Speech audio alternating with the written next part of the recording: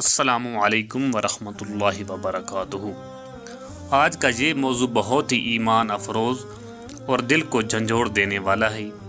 کیا آپ جانتے ہیں کہ قیامت کے دن جنت کا پہلا دروازہ کس کے لیے کھولا جائے گا، اور سب سے پہلے جنت میں داخل ہونے کی سعادت کس کو ملے گی؟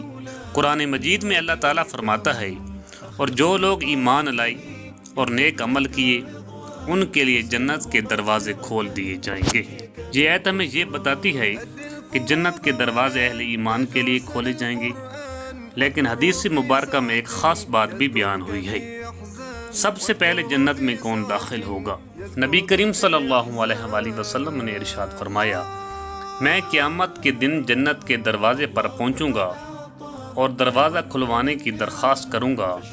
دروازہ کھولا جائے گا اور سب سے پہلے میں جنت میں داخل ہوں گا۔ سبحان اللہ۔ اس حدیث سے واضح ہوتا ہے کہ سب سے پہلے جنت کا دروازہ ہمارے پیارے نبی حضرت محمد مصطفیٰ صلی اللہ علیہ وآلہ وسلم کے لیے کھولا جائے گا۔ یہ وہ مقام ہے جو اللہ تعالیٰ نے صرف اپنے محبوب صلی اللہ علیہ وآلہ وسلم کو عطا فرمایا ہے۔ قیامت کے دن تمام انبیاء، صدیقین، شہداء اور نیک لوگ ہوں گے، لیکن سب سے بلند مقام ہمارے نبی صلی اللہ علیہ وآلہ وسلم کا ہوگا۔ سبحان اللہ۔ پھر کون داخل ہوگا؟ ایک اور حدیث میں آتا ہے، میرے بعد میری امت کے وہ لوگ جنت میں داخل ہوں گے جو ایمان اور نیک اعمال میں سب سے آگے ہوں گے۔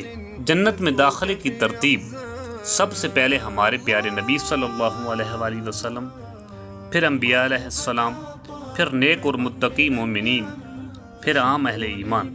اللہ تعالیٰ ہمیں بھی جنت الفردوس عطا فرمائے اور نبی کریم صلی اللہ علیہ وآلہ وسلم کی شفاعت نصیب فرمائے۔